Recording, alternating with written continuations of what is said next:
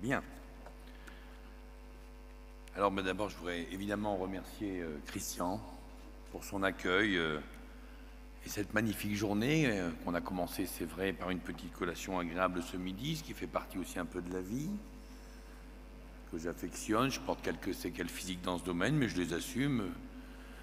Voilà. Merci bien sûr à Sébastien, à Natacha, à Alex, à toute l'équipe fédérale, bien sûr au conseil d'administration. Je voudrais bien sûr saluer deux hommes qui sont particuliers.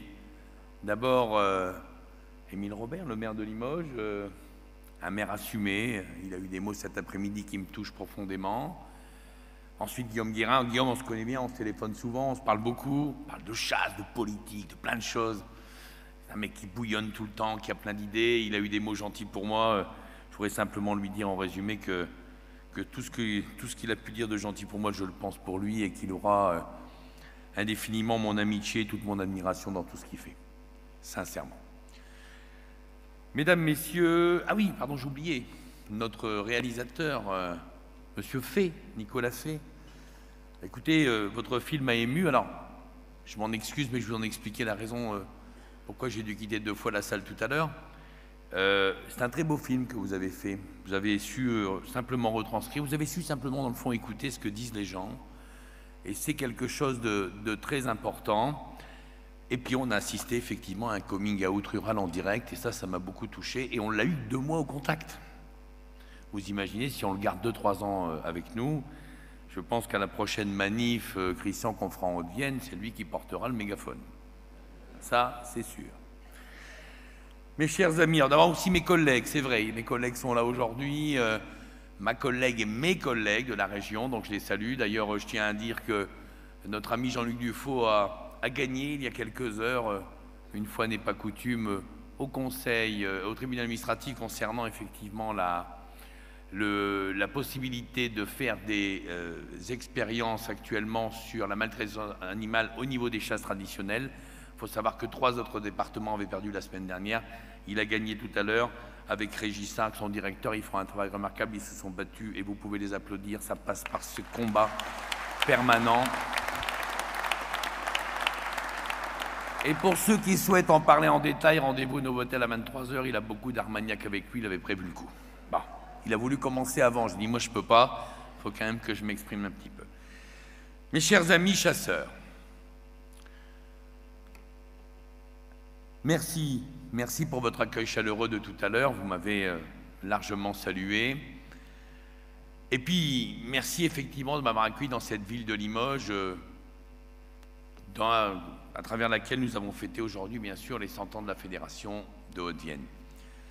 Donc merci Christian, effectivement, pour toutes ces festivités et cette magnifique journée qui termine aujourd'hui par cette prise de parole et les questions qui vont suivre.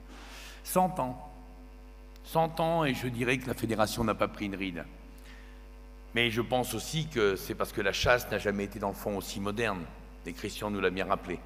Votre département, la Haute-Vienne, est un département magnifique, une terre de tradition et de nature exceptionnelle. Et là, je m'adresse à Émile Robert. Le vieux quartier pittoresque de la Boucherie qui a été sauvé de la destruction il y a 50 ans le prouve parfaitement. Il y a quelques jours, vous avez d'ailleurs célébré, et j'ai vu ça, j'ai vu passer ça sur mes tablettes, le souvenir de la Corporation des bouchers de Limoges dans la bien nommée rue de la Boucherie. Moi, ça me plaît, la rue de la Boucherie, je vous le dis tout de suite. Et c'est aujourd'hui, et voilà, on va te faire d'une pierre deux coups, aux 10 allées de la biodiversité que nous avons inauguré la Maison de la Chasse et de la Nature, nouveau siège de la Fédération départementale des chasseurs. Cette Maison de la Nature, qui est donc localisée sur cette première allée, baptisée ainsi en France, s'inscrit dans ce projet global d'espace nature à Limoges. L'objectif est d'en faire une vitrine consacrée, et ça a bien été expliqué aujourd'hui, à la défense de l'environnement par ses usages et ses usagers, et dans le fond, il faut le dire, à contre-pied de ceux qui veulent chasser l'homme de la nature. Alors une rue de la Boucherie à Limoges, une allée de la biodiversité chez les chasseurs, voilà une journée qui commence bien. Je ne vais pas traiter, comme on dit, tous les sujets qui impactent la pratique de notre passion, mais de nos modes de vie, durant ma prise de parole, car je veux aussi vous entendre, vous qui êtes si nombreux ce soir, et j'espère que vous me poserez beaucoup de questions. Permettez-moi néanmoins de soulever effectivement quelques sujets qui m'interpellent en réponse à ce que tu viens de dire, Christian, et qui interrogent, comme on l'a résumé, notre avenir commun. Je le ferai, vous le savez, sans langue de bois, vous en doutez, le pas de vague qui fricote avec la culture woke ou la cancel culture, ça c'est pas mon truc. On va être direct. Il est grand temps de provoquer des tempêtes sous des crânes, pour paraphraser Victor Hugo, ou même, comme le dit si bien Audiard dans Les Tontons Flingueurs, personnellement, je souhaite des nuits blanches, des migraines et des nervous breakdowns pour tous ceux qui pensent pour nous. Et ils sont nombreux, beaucoup trop nombreux à mon goût. Ces penseurs qui ne savent pas réfléchir, ni regarder plus loin que le bout de leur nez, ces idéologues qui sont loin des réalités vécues par les citoyens les ruraux, ces censeurs qui brandissent de nouvelles interdictions dès que quelqu'un ne pense ou ne vit pas comme eux. Ces interdictions, il faut le dire, qui sont vécues par nous comme autant d'humiliations permanentes, fracturent notre société qui est déjà plus qu'en surchauffe. Je pense bien sûr aux écologistes hors sol qui décident de l'avenir de la planète déconnectée de la réalité de terrain, à l'écologie politique, qui a été citée tout à l'heure par Guillaume, qui s'est coupée par électoralisme de ceux qui vivent dans la nature et la font vivre, et bien sûr à certaines ONG et associations qui, sous couvert de sauver le monde, fabriquent aujourd'hui des activistes délinquants et violents qui sont fiers d'être en garde à vue d'ailleurs, alors que la police et la gendarmerie ont bien d'autres choses à faire dans le contexte actuel. Alors que savent-ils vraiment, ces nouveaux gourous aux idées creuses, ces donneurs de leçons qui appliquent à la lettre le principe « faites ce que je dis, mais surtout pas ce que je fais ». Nous sommes aussi tributaires du bon vouloir de quelques technocrates, membres, et il faut le dire, de la caste des élites européennes, qui thésaurisent la nature et considèrent que la chasse comme l'une des principales menaces pour la biodiversité, malgré pourtant toutes les preuves manifestes du contraire. Mes amis, j'ai cette sensation désagréable qu'on nous prend quand même régulièrement pour des cons, surtout sur les sujets nature, et je serais tenté de dire trop souvent pour le reste aussi d'ailleurs. À chaque fois que je suis assis devant la télévision, maintenant, et vous pourrez tous le vérifier, on m'impose, à moi, spectateur, un acte de contrition écologique sur mon canapé.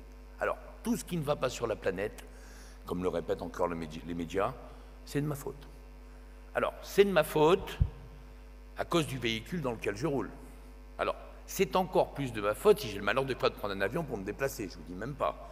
C'est de ma faute parce que je brûle du bois dans ma cheminée ou du charbon de bois dans mon barbecue. C'est de ma faute parce que j'entretiens un espace écologique artificiel le long de ma terrasse, ce qu'on appelle plutôt communément maintenant un gazon. C'est de ma faute parce que mon fils monte sur le dos d'un cheval sans lui demander son accord, évidemment. C'est de ma faute parce que j'aime le Tour de France. C'est de ma faute parce que je mets un sapin dans ma maison pour Noël. C'est de ma faute à cause de mes choix vestimentaires. C'est de ma faute parce que je mange de la viande. Alors évidemment, c'est de ma faute parce que je roule au diesel. Et bien sûr, c'est de ma faute parce que je tue des animaux à la chasse et à la pêche. Et comble de l'horreur, que j'ai du plaisir à déguster avec ma famille et mes amis. Alors bref, c'est de ma faute. Tout est de ma faute. Tout est de votre faute. Alors je dois vous l'avouer, ce genre de leçon moralisatrice de l'écologie punitive ou de l'animalisme exacerbé a plutôt l'effet inverse sur moi. Dans le fond, plus on m'accuse d'être un salaud, et plus je me dis que j'ai raison de résister à ce projet de vie qu'on veut m'imposer. D'ailleurs, avec ce nouveau projet de vie extraordinaire, bien évidemment qualifié, alors là c'est sûr, de moderne et progressiste, c'est très moderne, on veut tout simplement, dans le fond, me priver de tous ces petits bonheurs qui font la joie de mon existence, de nos existences. Si le monde rural, dans ses choix de vie, ses valeurs, ses cultures, ses passions, c'est pour moi la recette du bonheur. Et ce qu'on me promet là, ce qu'on me décrit là, n'est ni plus ni moins que la recette, je pense sincèrement, du malheur pour l'humanité tout entière, et à court terme, pour vous tous ici présents. C'est pour cela que je n'accepte pas et je n'accepterai jamais de courber les chines, ni de me résoudre à accepter, excusez-moi l'expression, cette vie de merde qu'on veut m'imposer. Alors oui, n'est pas irréductible gaulois qui veut, ben moi j'en suis un, et je le resterai jusqu'à mon dernier souffle. Culpabiliser les citoyens, ne doit plus tenir lieu de politique. Une somme d'interdictions visant les Français dans leurs habitudes de vie quotidienne ne va pas résoudre les grands défis auxquels est confrontée la planète aujourd'hui. Et mes coups de gueule répétés n'ont pas vocation à nier l'existant, ni les problèmes. Mais honnêtement, j'aimerais que chacun y prenne sa juste part. Oh, pas seulement les braves gens, pas seulement vous, pas seulement moi, à la condition, bien sûr, que nous soyons tous d'accord sur le programme. On peut discuter afin de faire évoluer certaines pratiques rurales et même certaines pratiques cynégétiques. Mais nous sommes quand même de plus en plus nombreux à ressentir cette exaspération et cette colère à l'écoute de cette leçon d'écologie punitive quotidienne. Comment peut-on, par exemple, qualifier de barbares nos chasses traditionnelles, vieilles pour certaines de plusieurs milliers d'années? Imaginez le temps d'observation qu'il a fallu pour que les hommes arrivent, dans le cas par exemple de la tenderie des grives, avec 3 crins de la queue d'un cheval, fabriquer un petit collet pour attraper une grive qui, par gourmandise, dans la forêt, pour quelques baies de bois, deux baies des bois qu'elle veut manger, passera la tête dans ce petit piège et se fera prendre. Si cette tradition est barbare, mes amis, si ça doit être interdit, alors préparons-nous à l'interdiction de toutes les lois qui régissent la nature et l'humanité. Pourquoi une pratique ancestrale devrait aujourd'hui forcément être considérée d'un autre temps? La même chose, la même tradition pratiquée au fond de l'Amazonie, présentée dans une émission nature du dimanche après-midi à la télévision, et vous faites pleurer d'émotion la moitié de la France tellement c'est beau. Mais pour nous, simples Gaulois, c'est mal d'attraper un animal pour le manger, selon des pratiques aussi vieilles que le monde. Je pense sincèrement qu'on ferait mieux de protéger ces traditions, de décorer ces gens qui ont encore ce savoir extraordinaire, plutôt que de les empêcher de vivre selon ce mode de vie qu'ils ont reçu de leurs parents et qu'ils rêvaient de transmettre un jour à leurs enfants. La chasse et l'ensemble de nos pratiques rurales et culturelles ne sont pas honteuses. Bien au contraire, elles sont une richesse pour tous ceux qui les pratiquent. Et nous devons dorénavant nous battre chaque jour qui passe pour les préserver. Et pourtant, certains commencent à se résigner, voire à capituler en race campagne devant cette insupportable pression médiatico-politique. Je vais raconter une petite histoire, quelle ne fut pas ma surprise d'ailleurs de lire récemment dans un journal agricole du Pas-de-Calais, un article assez déconcertant, qui expliquait sans aucun complexe comment il était salutaire pour sa santé de ne plus manger de sucre. 4 pages. Un journal lu par les paysans, qui traite de l'information agricole du Pas-de-Calais, où je vais vous dire tout de suite, la betterave sucrière fait vivre la moitié du monde agricole. C'est donc un journal à destination des agriculteurs qui leur explique qu'il ne faut plus manger ce qu'ils produisent. Eh bien, cette ineptie révèle pour moi un syndrome plus profond, celui de ce modèle de société sans sucre, sans viande, sans chasse, sans élevage, sans agriculture, sans hommes, sans bonheur, sans rien. Eh bien, moi, je ne veux pas de cette vie-là. Je ne veux pas de cette vie-là au nom d'une doctrine sur l'animal, sur l'écologie ou sur la biodiversité totalement galvaudée.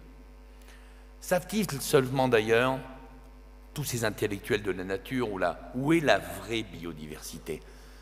Rassurez-vous, elle n'est pas dans les réserves. Elle n'est pas sous des cloches de verre. Elle n'est pas non plus derrière des Ursus. Elle n'est pas sur des plans. Elle n'est pas sur des cartes. Elle n'est pas dans des livres. Elle est simplement là où, comme chasseur, comme vous tous, je marche tous les jours au plus près de cette nature que je connais et à laquelle je donne de mon temps. Et bien, force est de constater que je n'y croise pas souvent ces pseudo-sachants qui décident souvent de leur bureau, alors qu'ils soient bruxellois ou parisiens, ce qui est bien pour la biodiversité est toujours, mais toujours au mépris de nos traditions. Savent-ils seulement, dans le fond, que quand je vais ou quand vous allez à la chasse, eh bien, on part dans la nature, parce qu'on aime s'y retrouver. Et si à un moment on tue un animal, eh bien, c'est seulement dans ce contexte qu'on le fait, et non simplement pour donner la mort. C'est toute la nuance, d'ailleurs, que chaque chasseur connaît, comprend et ressent, comme vous tous. À partir de là, mon choix en tant que président de la Fédération nationale a tout de suite été simple. Dans le fond, j'ai décidé purement et simplement d'assumer la chasse dans son ensemble. de la plus petite des pratiques traditionnelles à la globalité de la filière que la chasse française représente. Alors quand je suis arrivé à la tête de la chasse française, il y a 7 ans déjà maintenant, c'est vrai qu'on était sur une pente descendante. Une sorte de mort à petit feu, presque indolore. Et j'ai senti que nous sortions, qu'il fallait que nous sortions de nos campagnes pour aller expliquer ce que nous sommes et ce que nous faisons. Alors moi, oui, je suis fier d'être un chasseur qui vit pleinement son amour pour la ruralité et tout ce qu'elle représente pour nous. En France, beaucoup de gens n'ont même pas idée de ce qu'est réellement la chasse. On a déjà largement évoqué ce soir. Et l'adage qui dit dans le fond que pour vivre heureux, vivons cachés, nous l'avons malheureusement appliqué pendant trop longtemps et on n'a pas senti venir ce violent changement qui ébranle aujourd'hui la société actuelle. Cela peut se résumer dans le fond, ce que je ne connais pas, je le déteste et je le combats. Et M. Fay nous en a dit quelques mots tout à l'heure. Les chasseurs français, nous tous, moi y compris, se sont ainsi fait discrets pendant de longues années, laissant la place sur les plateaux télé à des guignols qui n'ont de cesse de raconter n'importe quoi sur la nature ou sur nous. La communication est aujourd'hui, vous l'avez compris, essentielle. Et j'ai tout de suite su que nous devions rattraper coûte que coûte l'énorme retard qui était le nôtre. Alors vous le savez tous, depuis 3 ans maintenant, la FNC et donc les chasseurs, c'est-à-dire vous, avons pris rendez-vous avec les téléspectateurs. Nous ne passons pas de la pub à la télé pour le simple plaisir de le faire, non, mais parce que plus la chasse est expliquée, plus elle est acceptée et comprise par nos concitoyens, et moins nous aurons tous à la défendre. Toutes les analyses le montrent. Par exemple, le dernier spot qu'on a passé en avril 2023, qui dure 30 secondes, il avait pris le parti d'expliquer les apports réels des chasseurs à la société. Alors, quand on comprend la chasse, on comprend parfaitement aussi ce rapport qui existe entre les hommes, les animaux et la nature. On fait d'une pierre deux coups en quelque sorte. Alors ce spot télévisuel, il a été vu 287 millions de fois. Ben, c'est pas rien. Alors certes, c'est de l'argent, beaucoup d'argent qu'il faut engager tous les ans. Mais quand on voit les stats, ça commence à payer.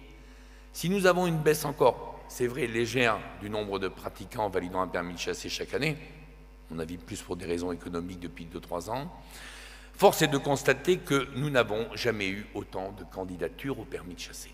On n'a jamais vu autant de jeunes vouloir arriver à la chasse. Une nouvelle grande étude sur les chasseurs de France que nous avons initiée à la FNC est menée par le cabinet d'expertise indépendant Randea, met des chiffres indiscutables sur notre pratique. Et si au final, les chasseurs étaient tout bêtement des citoyens comme les autres. On a écouté tout à l'heure ces gens qui disaient « dans le fond, je suis comme tout le monde ». Et s'ils étaient dans le fond loin des caricatures qui sont véhiculées sur ce sujet. La femme, qui on le sait, est l'avenir de l'homme. Moi, je peux vous dire que ce sera évidemment aussi l'avenir de la chasse. L'effectif des chasseurs se féminise, avec une augmentation de 25% du nombre de femmes en presque 10 ans. Alors, ce n'est pas encore beaucoup, mais actuellement, au permis de chasser, pour chaque session en moyenne nationale, il y a presque un quart de femmes qui sont inscrites au permis de chasser. Alors en 2023, on va continuer un peu dans ces chiffres qui me viennent, il y avait 43% des chasseurs qui avaient moins de 55 ans. 50% de ces chasseurs sont en activité, contrairement à ce qu'on disait. Voilà, tous nos opposants racontaient qu'on était tous des gens à la retraite. Dans nos rangs, la diversité socio-professionnelle est importante et ne se dément pas. Et ça, c'est cette notion populaire qu'a cité Christian tout à l'heure. C'est important. On dénombre aussi, parmi les chasseurs, autant d'employés que de cadres. On est loin, très loin de cette image du vieux chasseur retraité qui était forcément plein de pognon. C'est pas ça la chasse française. Cette étude, elle met également à mal un certain nombre de préjugés nous concernant. Cette nature où nous vivons, nous la respectons et nous la protégeons. Saviez-vous que notre engagement, votre engagement, totalise 27 jours par an et par chasseur que vous dédiez pour moitié à des actions en faveur de la nature et de la société et des autres? Savez-vous que nous totalisons aujourd'hui 800 000 bénévoles à travers la chasse française? Et que ce bénévolat, il est toujours transgénérationnel et toujours collectif. Alors, en résumé, pour être clair, il y a autant de jeunes que de vieux, Les mauvaises langues diront que je commence à en faire partie, mais c'est pas faux. J'ai 54, donc j'ai dépassé le 53 de référence de tout à l'heure, c'est pas bon, qui donnent de leur temps en faveur de la nature et des autres. Alors vous en connaissez beaucoup, vous? Des collectifs aussi importants que le nôtre, qui impliquent la jeune génération et qui lui donnent envie d'être au service des autres et de la nature. La chasse est aussi, mes amis, un atout de taille pour l'économie française, il ne faut quand même pas l'oublier. Les chasseurs, on dépense 4,2 milliards d'euros par an pour notre passion. On génère 37 400 équivalents temps plein en emploi sur nos territoires ruraux, souvent à la campagne. Notre pratique contribue à la richesse nationale à 3,6 milliards d'euros du PIB. Juste pour comparer, le tennis, c'est 4 fois plus de pratiquants et c'est 3 fois moins de PIB pour l'État. Cette étude en est la preuve. Nous n'avons pas à rougir de ce que nous sommes, des passionnés, résolument engagés, qui donnent de leur temps, de leur argent pour leur passion, mais aussi pour la nature et pour les autres. Avouez qu'avec cette étude, il y a de quoi quelque peu remettre un peu l'église au milieu du village. Il est donc sincèrement illogique d'entendre aujourd'hui qu'on ferme des territoires à la chasse sous de faux prétextes. Soyons tous vigilants sur ces velléités d'associations écologistes de rabioter les zones autorisées à la chasse et de créer des réserves sans chasse. C'est inacceptable et c'est contraire à la nature. Je pense d'ailleurs à ce qui se passe sur le DPM, mais aussi aux nombreux contentieux aujourd'hui qui visent le réseau Natura 2000. Vous en savez quelque chose, dans cette région il y en a beaucoup, j'ai regardé. C'est évidemment là que les antichasses aujourd'hui rêvent de remettre en question nos libertés individuelles et le droit, notre droit fondamental de la propriété privée, en répétant toujours la même phrase: la nature est à tout le monde. Eh ben non. Eh ben non, la nature, elle n'est pas à tout le monde. La biodiversité, elle, on peut considérer qu'elle est un bien commun. Mais la nature a par contre toujours un propriétaire. Ma grand-mère me disait toujours, quand t'es pas chez toi, gamin, je sais que t'es chez quelqu'un d'autre, il faut faire attention à ce que tu fais. Mais elle avait raison, mémé, évidemment. Et il faut appeler les choses par leur nom. Aujourd'hui, nous sommes en face d'un espèce de phénomène de spoliation des territoires, même privés, avec comme éternel étendard l'écologie, et bien sûr en porte-drapeau les fonctionnaires européens, sans oublier nos écolos bien de chez nous. Et si on s'arrête un peu, on peut constater que tous ces petits dictateurs des territoires ont réussi dans le fond à créer un truc extraordinaire, on va appeler ça le principe de kolkhoz écologique. Alors de Natura 2000 aux nouvelles aires protégées européennes qui arrivent, c'est formidable, plus besoin d'acheter les espaces, plus besoin de dépenser d'argent. Il suffit simplement de faire passer une nouvelle loi pour vous dire ensuite ce que vous pourrez faire ou ne pas faire chez vous. Et ne croyons pas bêtement que ça s'arrêtera aux forêts ou aux fermes de 1000 hectares, c'est pas vrai.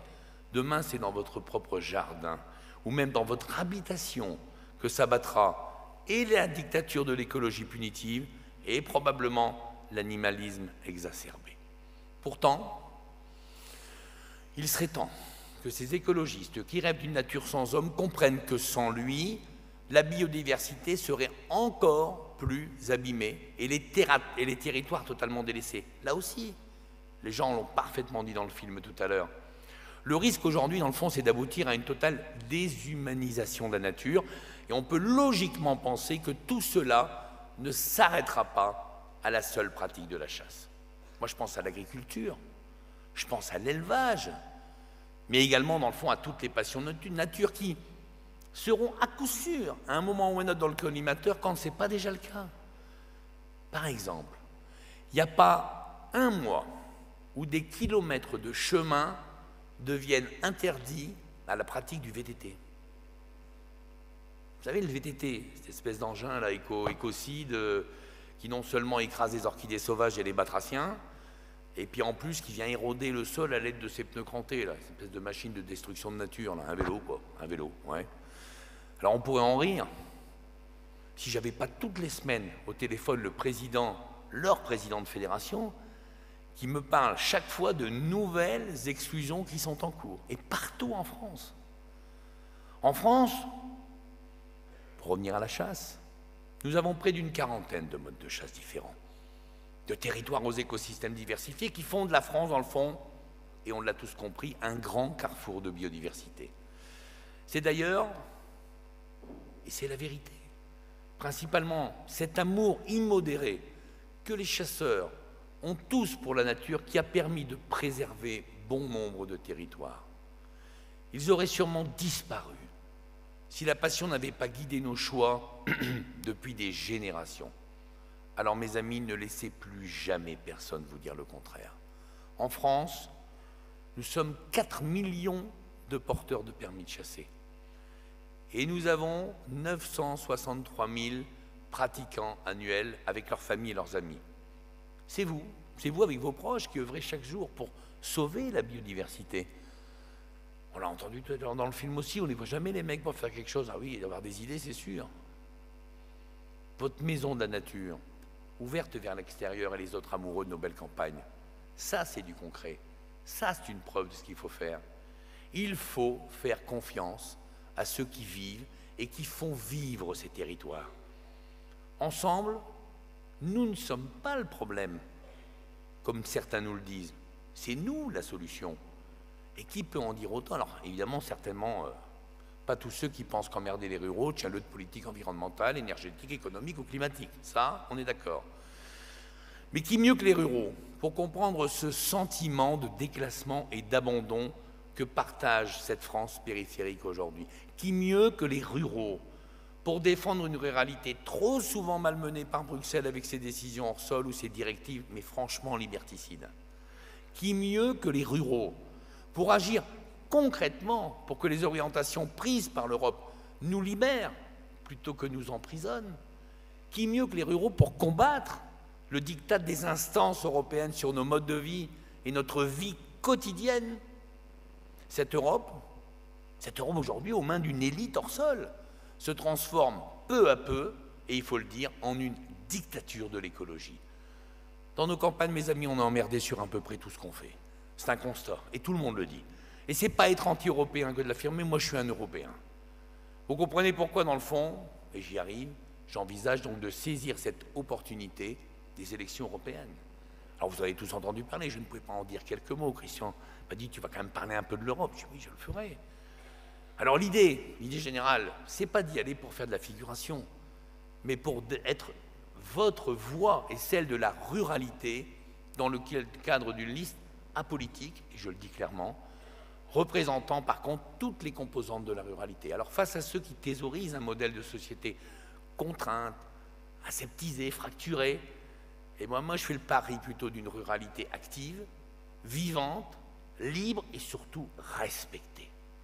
Alors cette liste en quelque sorte serait un peu le thermomètre du poids des ruraux dans notre pays, c'est vrai, politiquement ça peut être ça, mais vous le savez, et je vais vous le redire, la ruralité pour moi, c'est pas un point géographique, c'est bien un mode de vie. Sinon ça s'appelle la ville et la campagne. C'est un mode de vie soutenu par des valeurs humanistes exceptionnelles. Retenons simplement que l'avenir, dans le fond, quoi qu'il se passe, appartient toujours à ceux qui osent au nom d'une cause juste. Alors je pourrais sagement rester chez moi pour éviter de prendre à nouveau une rafale de coups, comme on dit, qui seront sûrement plus durs. Mais je dirais quoi, mes petits-enfants, dans quelques années, quand ils me le demanderont, ben, pourquoi tu n'as rien fait? Alors que les jeunes traînent les pieds aujourd'hui avant chaque élection et s'abstiennent le plus souvent, la passion, le partage, la convivialité, la transmission et bien sûr la fierté d'être un des maillons clés des écosystèmes sont pour nous autant d'arguments aujourd'hui qui font mouche chez la jeune génération face à une société virtuelle qui ne répond plus à leurs attentes. Ici ce soir, on n'a peut-être pas tous 5000 followers sur les réseaux sociaux, sur notre compte Facebook, mais on connaît tous quelques dizaines, voire quelques centaines de vrais amis qu'on peut toucher, avec qui on parle, qu'on voit régulièrement, avec qui dans le fond on vit tout simplement. Et bien moi je suis heureux. Je suis heureux de ne pas faire partie de cette nouvelle forme de solitude humaine, de cette frustration qui se transforme en violence sur les réseaux sociaux. Alors oui, c'est vrai, moi j'ai la culture de l'engueulade, comme vous l'avez tous, les yeux dans les yeux, et surtout pas à travers un clavier d'ordinateur sans aucun filtre et planqué. Je partage ma vie en vrai avec d'autres personnes qui ont des valeurs, des cultures, des traditions et des modes de vie parfois différents, mais que je respecte et que je suis toujours heureux de découvrir. La ruralité, c'est la tolérance. Et je vais vous le dire, l'homme n'est naturellement pas fait pour la solitude de ce monde virtuel qu'on nous promet. Le vivre ensemble, c'est inscrit dans notre ADN. C'est ce que nous sommes. Et c'est dans cet état d'esprit que les jeunes aujourd'hui viennent de plus en plus à la chasse, en phase, dans le fond, avec les aspirations de leur génération. Si on considère les nouveaux permis, depuis 2020, 70% de ces chasseurs citent d'abord le contact avec la nature, comme l'une de leurs premières motivations. Chasser en symbiose avec les éléments naturels, comprendre la nature pour mieux s'y retrouver, tel est le leitmotiv, on va dire, de ces nouveaux adeptes. Selon notre nouvelle étude, dont je vous parlais tout à l'heure, la deuxième motivation de ces chasseurs, pour 67%, c'est rencontrer des gens. C'est dingue, rencontrer des gens. Ce qui est quand même un truc de fou. Et bien sûr, 82% d'entre eux partagent, évidemment, cet objectif d'une chasse plus durable, plus responsable. Comme tu le disais, Christian, tout à l'heure, la gestion adaptative, ce sont des choses qu'il va falloir qu'on fasse évoluer, à condition qu'on n'ait pas une bande d'excités écolos en face qui nous empêche de faire quoi que ce soit. L'enjeu est dans le fond, pour nous tous, et c'est vraiment ce qui se passe en ce moment, c'est de favoriser une cohabitation sereine entre les différents usagers de la nature, et ça rassemble 86% de ce que souhaitent les gens. Alors logiquement, pour répondre à ce défi, il place l'amélioration de la sécurité comme une priorité pour 82% d'entre eux aussi. Alors les chiffres parlent pour nous, vous le savez tous, la baisse des accidents lors de la dernière saison d'ailleurs témoigne des actions réalisées par les chasseurs pour renforcer la sécurité et depuis de nombreuses années. Si on ne peut jamais se satisfaire qu'il y ait des accidents mortels, il y en a eu 6 l'année dernière, exclusivement des chasseurs d'ailleurs, rappelons dans le fond que c'est sans aucune pression législative, et c'est important de le dire, il n'y a pas eu de loi pour ça, que nous avons réussi à diviser le nombre de ces accidents par 5 en 20 ans. En plus de ça, j'ai été à l'initiative, et vous le savez aussi, que tous les chasseurs puissent tous les 10 ans suivre une formation de sécurité. Ça n'existe même pas pour le permis de conduire. Alors d'ailleurs, depuis sa mise en place, on a quasiment 200 000 chasseurs qui y sont passés. C'est pas rien non plus. Aucune autre corporation ne fait des efforts comme nous le faisons à la chasse. Alors que la saison est ouverte, ce sens des responsabilités doit être. Le garant est toujours au centre de votre esprit d'une saison apaisée, avec des règles de sécurité scrupuleusement respectées. Alors je suis évidemment prêt à continuer de travailler avec les chasseurs, mais aussi les autres usagers de la nature, réunir notamment, vous le savez, au sein de cette alliance des sports et loisirs et nature que j'ai créée, avec pour objectif toujours central de diminuer encore ce nombre d'accidents, mais j'y mets bien sûr un préalable. Ne pas remettre en cause notre pratique générale, ni dans la méthode, ni dans le temps, et ni dans l'espace. Ça, c'est fondamental pour notre avenir. Parce que certains veulent, par exemple, nous interdire de chasser le week-end et les vacances. Évidemment, on ne chasse plus tout et plus d'accidents. Ça, on a tous compris. Il ne faut pas avoir été longtemps à l'école pour le dire. Mais ça veut dire clairement, effectivement, que si on arrête de chasser le week-end et les vacances, ben, ça veut dire clairement qu'on arrête tout simplement de chasser. On arrête tout simplement la chasse populaire. Si vous croyez que tout le monde a les moyens d'aller chasser toute la semaine, et le week-end, quand on ne travaille pas. Je veux rappeler, par exemple, et ça c'est un bon argument que vous devez utiliser d'ailleurs, le chiffre des collisions entre un véhicule et un animal, à tous ceux qui veulent qu'on arrête de chasser, on a compris, pour la France, l'année dernière, 43 000 collisions avec des animaux sauvages, 800 blessés graves, dont 300 garderont des séquelles jusqu'à la fin de leur jour, 27 morts. Alors sans les chasseurs, tous ces grands donneurs de leçons là, mais qu'est-ce qui se passerait si on arrête la chasse demain? 500 morts, 1000 morts, 5000 morts? Beaucoup. Beaucoup.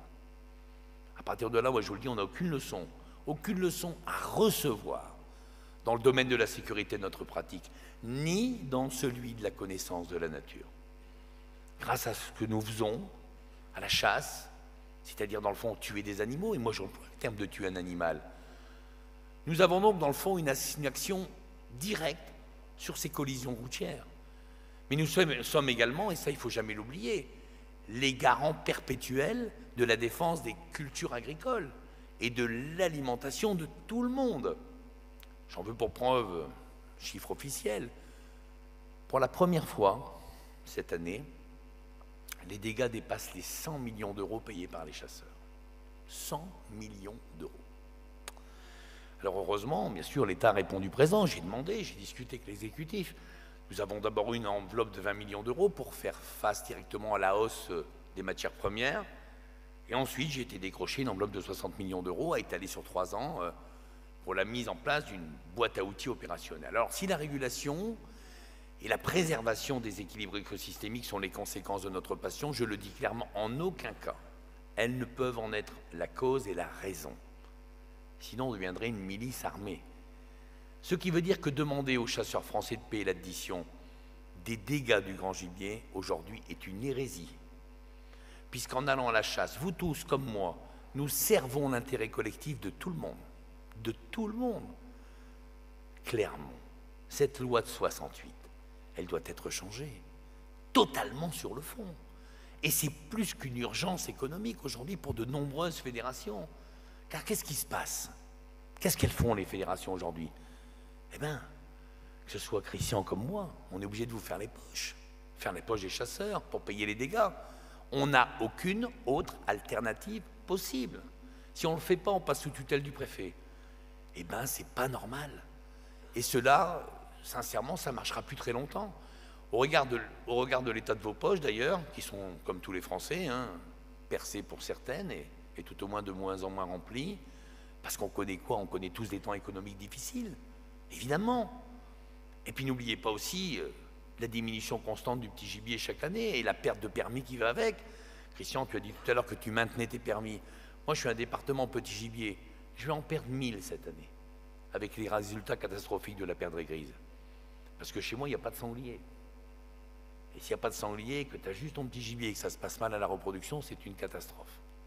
Alors aujourd'hui, il faut le dire clairement, c'est bien la contrainte économique qui est la première raison qui amène des passionnés à se priver de chasse. Et ça, c'est grave, parce qu'on n'a jamais connu ça. Alors ces 3 années d'aide financière de l'État, eh ben, elles auront dans le fond d'intérêt que si elles débouchent sur un changement radical du paiement des dégâts. Que les dégâts soient payés au monde agricole, je suis totalement d'accord et c'est normal. Mais que nous soyons les seuls à les faire, il n'en est plus question. Alors en résumé, la chasse est notre passion, c'est sûrement pas notre métier. Nous ne demandons pas à être payés pour y aller, ce qu'on pourrait faire d'ailleurs, même si on rend service à beaucoup de monde, mais à minima, personnellement, il me paraît normal que cela ne nous coûte plus rien du côté des dégâts. Vous l'avez compris, c'est le programme qui m'attend pour ces 3 prochaines années. Évidemment, ce n'est pas fini. Il y a encore bien d'autres raisons d'être fier d'être chasseur, car la chasse sert encore et toujours l'intérêt collectif. Je parlais tout à l'heure, Christian, évidemment, de sciences, comme l'a fait Guillaume. Et oui, la FNC participe à des programmes scientifiques inédits, ambitieux pour une meilleure connaissance des espèces, et dans le fond, qui ouvrira les possibilités et qui sera garante d'une chasse durable. Nous menons clairement des projets d'envergure, nous sommes même les seuls à les mener, qui consistent par exemple à suivre les oiseaux migrateurs. Nous avons aujourd'hui 7 radars ornithologiques, mais les seuls à en avoir en France. Au moment où je vous parle, c'est 22 millions de signaux exploitables qui sont déjà disponibles et mis à disposition de la communauté scientifique. Nous travaillons à mettre en place une espèce, je dirais, de météo des oiseaux. Alors les chasseurs sont bien sûr, et vous le savez tous, aussi investis de missions de service public. Alors c'est pour autant facile à comprendre et à vérifier partout dans la nature. La protection ne peut se faire sans la gestion humaine. Alors moi j'agis inlassablement chaque jour pour changer le regard des autres sur notre passion, en expliquant continuellement ce qu'est la chasse et nos actions concrètes pour les écosystèmes. Je ne lâche rien. avec plus de 100 passages en moyenne médiatiques par an, j'explique, et je cogne quelquefois, vous le savez bien, je travaille dans le fond à ce que la fierté revienne dans les rangs des chasseurs, et surtout l'espoir. Vous le savez, le prix à payer, il est lourd.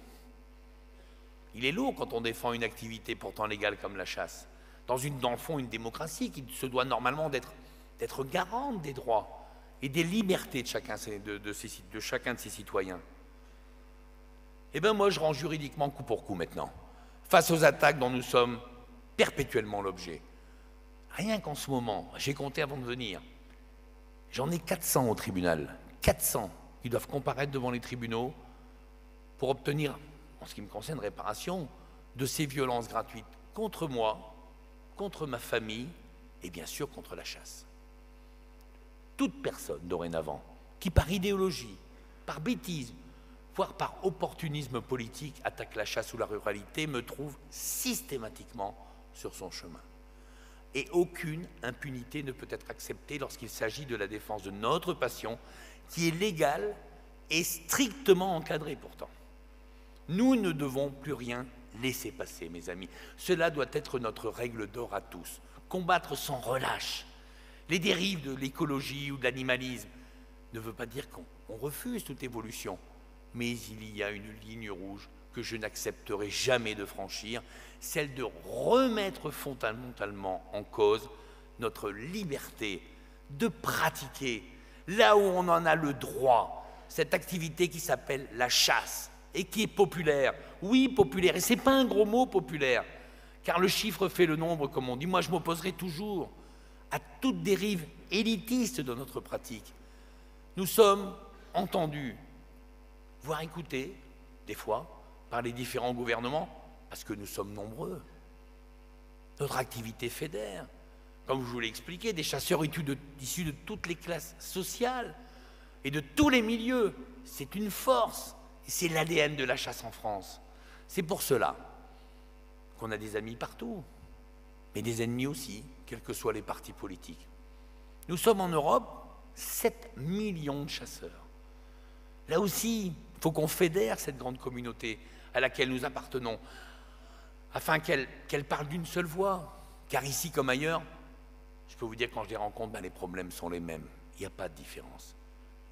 Alors mes amis, la chasse, c'est notre patrimoine culturel, mais c'est aussi la tradition, la transmission, c'est le partage, c'est la convivialité. Et dans le fond, c'est surtout quoi? La pratique du bonheur à l'état pur. Il faut donner à ce message une force exceptionnelle. Moi, je le répète souvent, pour défendre notre mode de vie rural, il faut devenir tous des militants de notre cause. Et notre avenir en dépend. Le flamand que je suis, on en a parlé tout à l'heure avec Émile Robert, le flamand que je suis, dans le fond quoi? Les deux pieds dans la terre, ancré dans son territoire comme vous, fort de ses valeurs rurales. Eh bien, j'ai pas d'autre message à vous dire que celui de la résistance. Être résistant pour son mode de vie, ce n'est pas une expression valise où chacun met ce qu'il veut, comme l'actualité, hélas, s'en fait récemment écho. C'est un mot qui a un sens fort dans notre histoire. C'est celui qui désigne ceux qui ont lutté depuis toujours pour nos valeurs, comme pour la liberté. Eh bien, mes amis, entrons en résistance contre ce monde qui ne respecte plus grand-chose de nos traditions, contre cette pseudo-modernité anti-humaniste qui voudrait nous couper de ce que nous sommes, nous, ruraux, conscients de la richesse d'un terroir et de cette terre qui, elle, ne ment jamais. Oui, la chasse est un art populaire que nous devons défendre, un art de vivre, une promenade au petit matin calme dans ces contrées où la politique opportuniste n'a pas encore tout détruit sous prétexte de nous faciliter la vie. Alors dans le fond qu'on cherche tous désespérément des fois un médecin pour nous soigner dans nos campagnes, comme de plus en plus en ville aussi d'ailleurs. La ruralité aujourd'hui est aussi devenue une histoire de distance. Pour aller travailler, pour se soigner, pour faire ses courses. Je suis fatigué par tous ces bonimenteurs qui depuis des décennies se targuent de nous rendre heureux et nous promettent la lune à chaque nouvelle loi. Moi, ce que je veux pour mon pays, c'est une ruralité heureuse. Ce que je veux pour vous, c'est une chasse heureuse. Et pour y arriver, eh bien, il faut juste cesser de nous emmerder pour de faux prétextes, de brider ce qui fait dans le fond notre identité. Nous Nous sommes l'humanité dans ce qu'elle a de plus profond.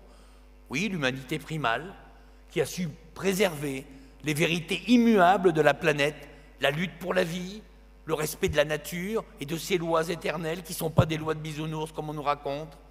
Dans le fond, le problème n'est pas tant la perte de biodiversité ou la maltraitance animale, mais cette volonté, dans le fond, d'effacer les traces de nos traditions ancestrales. Moi, je vous le dis, il y a des gens qui pensent pour nous.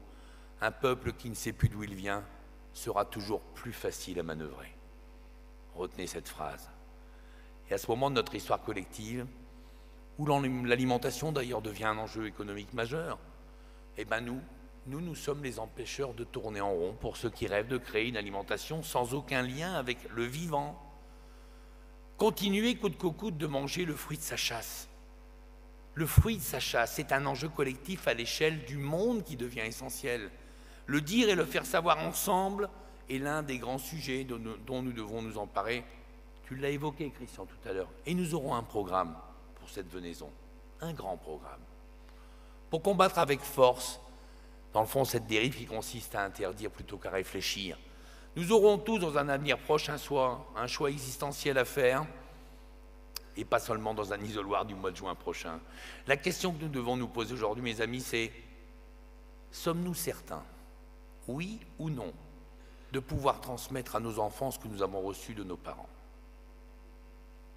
Pourrons-nous demain encore mettre un ver de terre sur un hameçon sans nous retrouver devant un tribunal pour sadisme ou barbarie? Pourrons-nous encore demain manger de la viande quand nous le souhaitons? Ou serons-nous soumis, comme on commence à l'entendre, au respect d'une dose annuelle maximale de protéines animales pour cause d'empreinte carbone ou de gaz à effet de serre? Pourrons-nous encore demain rouler dans des voitures à essence ou à diesel, alors que la majeure partie, dans le fond, des Français n'auront jamais les moyens de se payer une voiture électrique? Pourrons-nous encore demain détenir un animal de compagnie, quel qu'il soit, sans être accusé, dans le fond, d'avilissement ou de dépendance à l'encontre de celui-ci? Pourrons-nous encore demain, mais tout simplement pêcher un poisson ou tuer un oiseau pour avoir le plaisir, le simple plaisir de le déguster avec sa famille et ses amis, sans être accusé d'être un serial killer cannibale de la pire espèce? Eh bien, à la vitesse où vont les choses, je n'en suis malheureusement plus sûr. Nous avons tous autour de nous des jeunes qui se poseront dans le fond la question à un moment ou à un autre de suivre ou non la petite Greta Thunberg, l'espèce de gourou suédois là, qui est largué comme un coquillard dépressif. Eh bien, nous avons aussi, mes amis, la responsabilité de leur apporter une réponse, de les éduquer. Alors, vous allez me dire en même temps, comme on l'a vu il y a pas longtemps à la télé, si les religieuses commencent à faire des plaquages aux activistes écologistes, comme celle qui a mis à terre un opposant à la construction d'une importante église en Ardèche, Dieu est avec nous, face à ces anti-tout.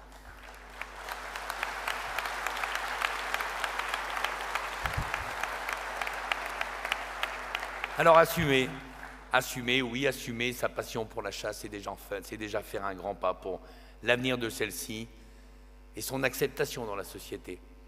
Alors soyez fiers, mes amis, de ce que vous êtes, soyez fiers de ce que nous sommes, et ne laissons plus personne nous dire le contraire. Moi je suis sûr, oui, la chasse et la ruralité ont encore de beaux jours devant elles, à la condition de s'assumer en tant que telles.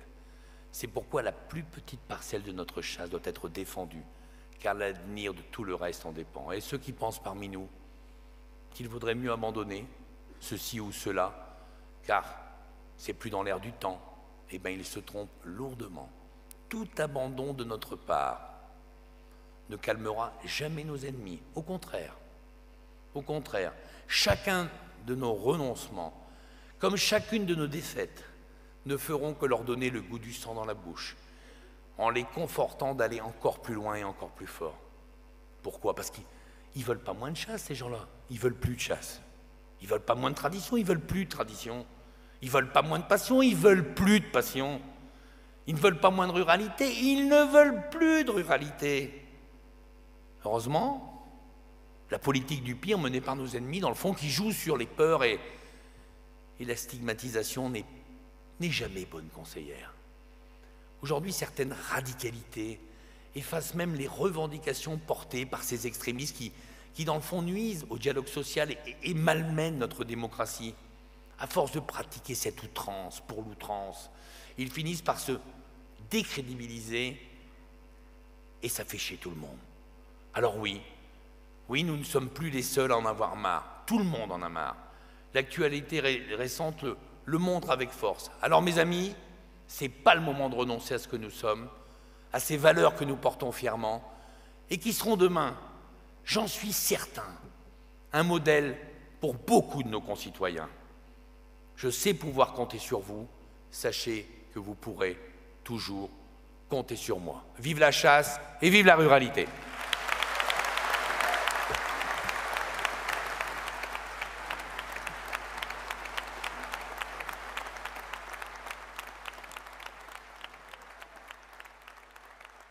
Merci beaucoup.